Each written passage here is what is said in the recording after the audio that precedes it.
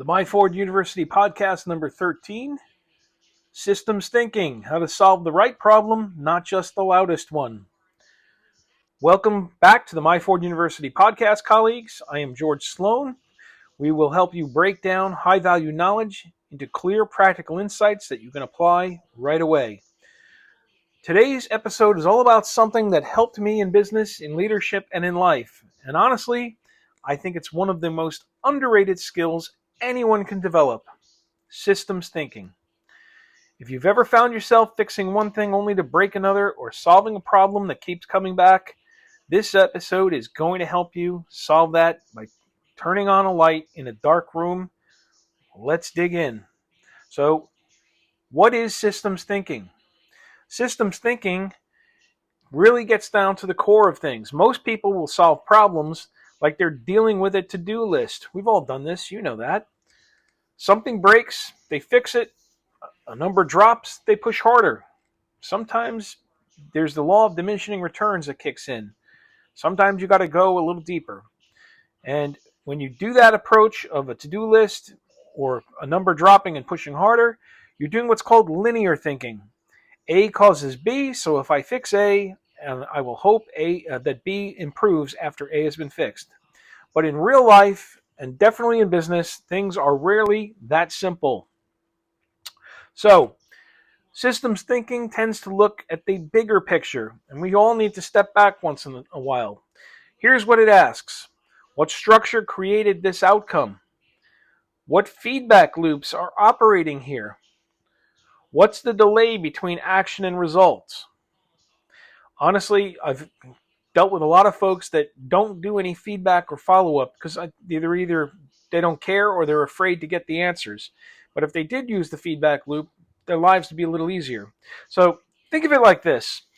Instead of pulling the weeds one by one, you start asking yourself, why is this soil growing weeds in the first place? Think about that. You don't want to deal with the symptoms. You want to deal with the root cause. We've done an episode on root cause analysis. You should check it out at the Myford University. You can check out the .com at the blog, or you can check it out in the newsletter, or you can check it out in the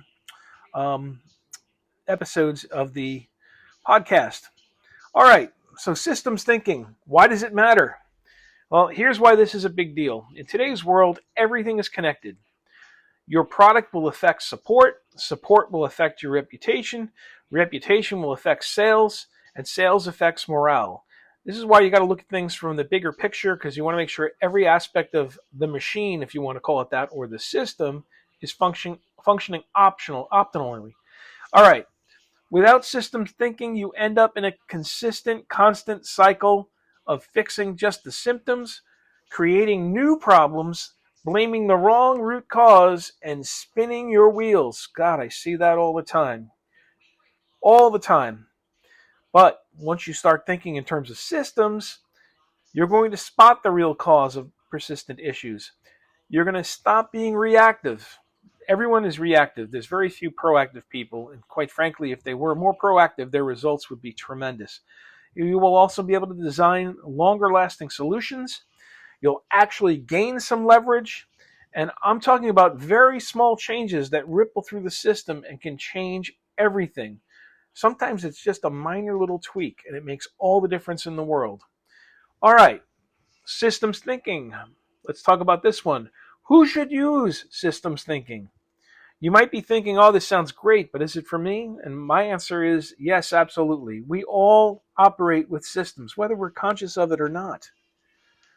So if you lead a team, or you run a business, or you design systems or funnels or products, if you coach people, if you manage projects like me, or even if you just want your own life to run better. Yes, a lot of what we talk about here is both professional and personal level wisdom and knowledge and skills that you can apply.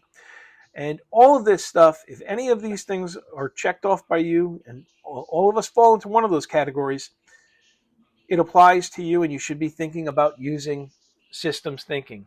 So I've used it for managing complex project portfolios, for helping clients improve their customer retention, and even redesigning my own habits. Believe me, it works. So, one of the things you want to probably be asking now is, when and where can I use it? Well, systems thinking should be used when you are solving recurring problems, you're launching something new. Again, you want to start out on the right foot, right? You're facing resistance to change. That's going to be more and more prevalent. I keep harping on that through all of my content. You need to start learning change management because things are changing so fast and people are very slow and resistant to change. Another thing you want to use it for, and when you're in the situation where you want to use systems thinking, is when you're trying to improve one or more things at once. I sometimes don't recommend doing more than one thing at once. In the simple sense, I believe in scientific method. You want to have a control group and a test group, and then you're able to see if the impact comes from what you changed. If you change two things, sometimes it's kind of hard to identify which one had the real impact. So be careful trying to do more than one thing at once. You should be using this systems thinking in strategic planning, in operations, in your customer experience. We talked about customer journey recently on myforduniversity.com. Hiring and training, and your own health, productivity, and relationships. Anywhere that there's complexity, systems thinking can really, really help you out. Okay, here's the real important one. How do I use it? Well, I'm going to give you a step-by-step approach. So let me give you a very simple process to employ systems thinking. Step 1, define the problem systematically. Don't just say that sales are down, for example. What you want to do is ask the question, what parts of the business affect sales? What's the whole ecosystem? Remember I said before, it's all interrelated. You can't just have your eyes focused on one aspect. If one part of the system breaks down, it impacts everything. Think of it like your timing belt on your car. If it goes, it creates a big problem because so many things are impacted by it. Step 2, identify the key parts. Who are the players? What are the processes? What are the incentives? What does the information flow look like? These are all valid questions that help you get this thing identified. Remember, you always want to identify the problem properly or you might not be solving the right one.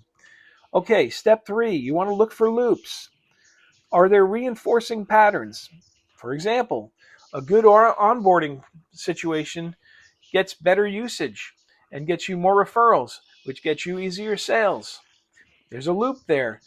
Again, you want to check each and every aspect of it. Sometimes you might have to work backwards and use root cause analysis. Again, we've talked about that one. Or you want to do a balancing loop where the customer service bottlenecks that basically create slow growth. Again, all of these things can be fixed.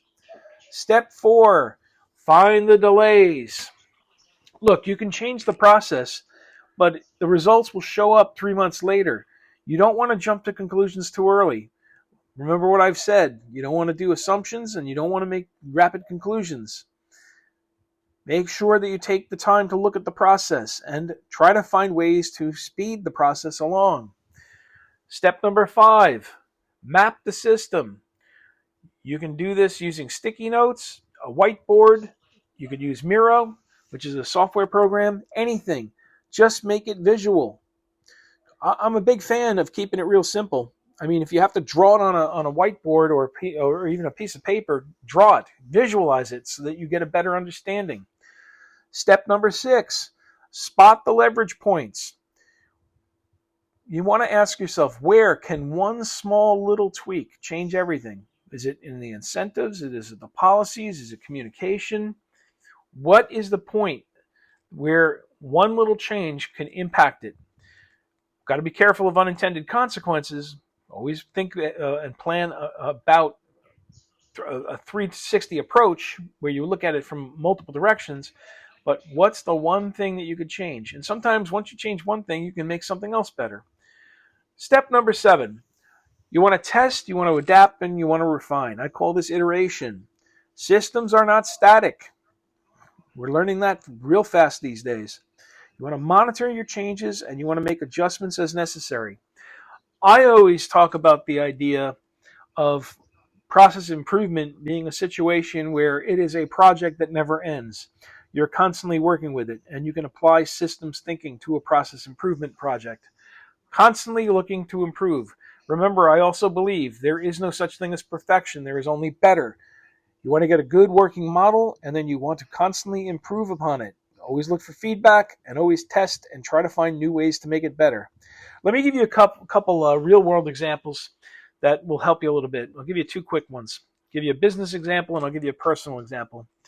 A software company has churn problems. They think it is a product issue, but system mapping will show the sales team is pushing deals to bad fit clients. They're desperate to get the sales, and they're willing to go with people who aren't necessarily the ideal customer profile, ICP. So onboarding tends to be rushed, support is overwhelmed, and there's no success tracking post-sale. The fix is not more than project is much more than product features. It's actually restructuring the whole system. Unfortunately, you need to possibly retrain some of these folks, or you need to move them on because they need to work as a team. It's almost like an orchestra. They all need to work in concert. Otherwise, there's going to be the occasional squeak, and you don't want that. All right, give you a personal example. You want to get in shape, so you try running. You burn out and you lose motivation. Well, if you take a look at the systems view of things, you might recognize that maybe sleep is inconsistent, the meals are reactive, stress is high, and support structure is weak. If you redesign your routine, not just your workout, the system will suddenly support your goal. It's all got to work together, and one thing can throw the whole thing off track. All right. Let's talk about pitfalls. I always like to mention that to people. Some of the traps to avoid, you do not want to overcomplicate it. You want to start small. You're not going to change the world in a day. What you want to do is start on small things and get what's called the proverbial low-hanging fruit. Sometimes that'll make a nice little bump and help you out. If not, you have to keep on progressing along. You also do not want to wait for the perfect map. Get messy and iterate. Listen, you can sit there and I'm preparing, but you're not doing. It's an iterative process, constant improvements. You just got to start. Also, another pitfall, do not forget human behavior isn't always rational. Human beings, very complicated creatures. And when it comes to change management, for example, that's one of the complications that people have to deal with. Sometimes they're used to doing it the old-fashioned way. I had people tell me many times, oh, well, we're real comfortable doing it that way. Yes, but things change, times change, and now it's time for you to change because we cannot afford to do it this way. Our competition will eat our lunch. So you got to work on the human behavior factor. Also, you want to not think of systems thinking that will stay fixed forever. Again, it evolves, it changes. New technologies come into play. Things fall away, things get added. You always want to think of this as a dynamic situation, not a static one. It will not stay fixed forever. You constantly have to monitor and improve. All right. So when we're talking about systems thinking, let me give you a couple truths. You don't rise to the level of your goals. You fall to the level of your systems. I'm trying to think who said that, and it's escaping me at the moment, but it is a truism. You want to make sure that you're constantly looking and improving and being honest with yourself. Sometimes intellectual honesty is void and absent, and you want to make sure that you are honest about it. So whether you are building a business, leading a team, or trying to make your life run better, systems thinking helps you stop solving the wrong problems and start solving the right ones. Again, root cause analysis can be a big helpful tool in this environment. It is not a flashy thing. It is not fast. It's not sexy, but it is foundational. Make sure that you look at the right things and constantly tweak and improve. You're going to appreciate your life getting easier once you start making the improvements, and your customers will appreciate it. So, we're going to call that a wrap for today. If you want to look at the full blog article, go to myforduniversity.com/blog, Or you want, shoot me a message. Always welcome comments on this stuff. If you found it valuable, please share it with someone who's tried chasing the same problems over and over. Probably you. I'm going to be honest. I've made these mistakes myself. I want to thank you all for listening. Now, go think like a systems leader. And visit myforduniversity.com where you will learn it fast and apply it faster. We will see you there. And we will see you the next time.